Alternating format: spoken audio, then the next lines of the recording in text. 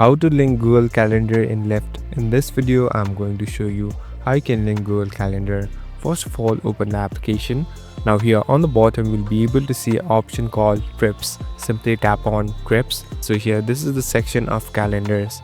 Now simply tap on Link Google Calendar. So here it is. Now you can directly tap on Connect Calendar. So this will directly connect your Google Calendar and make sure you have all your schedule done. So you can edit everything on this now. So you can schedule the time where you want to go, and you can even connect and add datas of your Google Calendar here. Now again tap on continue. Now you can customize both, and it will automatically redirect and give all the things that you need from Google Calendar. Thank you for watching this video. I hope this video will help you.